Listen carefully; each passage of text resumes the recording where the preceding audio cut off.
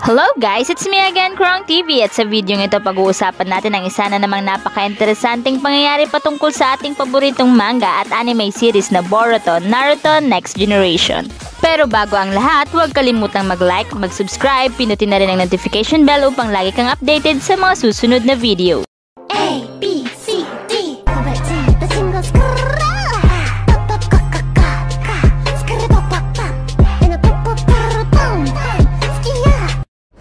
Sa video ito pag-uusapan natin kung gaano nga ba kalakas si Butsuma Senju at si Tajima Uchiha. Sa panahon nga ng digmaan, nakilala natin ang nooy mga leader ng dalawang magkalabang angkan na Uchiha Clan at Senju Clan. At ito nga ay sina Butsuma Senju at Tajima Uchiha. Madami ang mga teorya sa kung ano ang naging dahilan o naging ugat ng away ng dalawang angkan na ito. Isa nga dito ang teorya na dahil sa ang dalawang angkan na ito ay descendant ng magkapatid na sina Ashura Otsutsuki at Indra Otsutsuki. Sila ay magkapatid ngunit silang dalawa ay magkalaban. Hanggang sa naipasa-pasa na nga ito sa kanilang mga sumunod nga na mga angkan. Hanggang sa umabot na sa Uchiha at sa Senju Clan. Bukod pa dyan, may mga ilan pang ang teorya patungkol dito pero hanggang sa ngayon hindi pa malinaw ang tunay na nag-ugatan nito. At ang malinaw lang sa ngayon ay ang dalawang ito ay ang isa sa naging hadlang sa pagkakaibigan ni Madara Uchiha at ni Hashirama Senju kung saan ay tinutulan nila ang pagkikita at pakikipagkaibigan ng dalawang ito sa isa't isa. Dahil bukod sa pinatay nila ang miyembro ng angkan ng bawat isa, ang kaguluhan o ang paglalaban ng dalawang angkan na ito ay nadadamay din pati ang mga batang ninja. Kasama na dito ang kapatid ni Madara at kapatid din ni Hashirama Senju. At ito naman ang nag-udyok kay Hashirama at Madara na tuluyan nang itigil ang digmaan at simulan na nga ang usapang pangkapayapaan at upang mabuo naman ang Konoha. Pero ito, gaano nga ba kalakas si Butsuma Senju at si Tajima Uchiha? Ano nga ba ang taglay nilang lakas bilang miyembro ng mga malalakas na angkan na siyang naghari noong panahon ng digmaan? At sa video ito ay aalamin natin ang mga bagay-bagay patungkol kay Tajima at kay Butsuma kung gaano nga ba sila kalakas.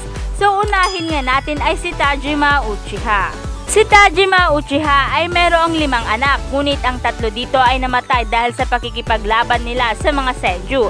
At ang natira na lamang dito ay sina Izuna Uchiha at Madara Uchiha. Ito na rin ay based sa introduction nila sa series. Una ko ang nakita noon nakasakasama ni Tajima si Izuna Uchiha. Ito ay yung time na nalaman nila na si Madara ay nakikipagkita sa isang miyembro ng Senju Clan at ito nga ay si Hashirama Senju. Kung saan ginawa nila itong advantage upang nga sana ay makapatay muli sila ng isa pang Senju at makakalap ng impormasyon patungkol nga sa Senju Clan. Dito nga ay nakaharap nga din niya ang mag-amang Tobirama at Butsuma Senju. Dito rin ay sinubukan nga din niyang atakihin si Tobirama upang ito ay maging advantage sa kanya upang nga matalo si Butsuma. Ngunit nagawa nga itong pigilan ni Hashirama. Bilang isang ama, si Tajima ay malaki ang tiwala pagdating kay Madara kung saan naniniwala siya at nirerespeto niya ang desisyon ni Madara noong umatras ito sa laban dahil sa mas malakas nga si Hashirama kumpara nga kay Madara. Kahit na ganito ang nangyari, hindi naman nadismaya itong si Tajima pagdating kay Madara. Hindi naman naging sayang ang ginawa nilang ito dahil nagawa din namang ma-activate ni Madara ang kanyang Sharingan. Pagdating naman sa lakas, gaano nga ba kalakas si Tajima Uchiha? Bilang leader ng Uchiha Clan, si Tajima ay nagtataglay ng malakas na kapangyarihan during his time of being leader of Uchiha Clan. Ibig sabihin, this time, si Tajima ay ang pinakamalakas na Uchiha. Masasabi nating halos kasing galing or nalalapit siya sa lakas ni Fugaku Uchiha na isa ring naging leader ng Uchiha Clan. Bilang isang Uchiha, si Tajima ay nagtataglay ng Sharingan dahil dito siya ay nagtataglay ng iba't ibang advantages abilities sa kanyang mata kung saan ay ini-enhance ito ang kanyang combat prowess sa battlefield. Ito ay sapat na upang matapatan ang kanyang rival na si Butsuma Senju. Kung mapapansin din, si Tajima ay may daladalang Tanto strap sa kanyang lower back na nangangahulugang siya ay practitioner ng Kenjutsu. Ang isa pa sa makakapagpatunay na malakas si Tajima ay ang pagiging adult niya. Dahil nung panahon ng digmaan, bihira sa mga ninja ang umaabot sa age na naabot ni Tajima dahil during this time ang mga bata dito ay ang unang namamatay. Meaning, sa kabila ng ganitong sitwasyon sa panahon ng digmaan ay nakayang ang makaligtas at mabuhay ng ganong katagal ni Tajima dahil this time, maswerte na ang isang ninja kapag inabot na nga niya ang age na 30. So yan nga ang ilang mga bagay patungkol kay Tajima Uchiha at kung gaano nga ba siya kalakas. Isunod naman natin dito ay si Butsuma Senju. Si Butsuma ay ang nooy leader ng Senju clan sa panahon ng digmaan. Katulad ni Tajima, siya rin ay nawalan ng anak, ngunit sa pagkamatay ng kanyang anak, hindi siya nagpakita ng kahit anong emosyon kung saan ito rin ang itinuro niya sa kanyang mga natitira pang anak. Katulad din ni Tajima, nagtungo din sila ni Tobirama sa lugar kung saan nagkikita si Madara at si Hashirama upang nga ay pagtangkaan si Madara. Pero ganun nga ang nangyari, sila ni Tajima ang nagharap ngunit hindi natuloy ang kanilang laban. Dahil sa umatras ang mga Uchiha. Bilang isang ama, si Butsuma ay napakakalmado ngunit maikli ang kanyang pasensya.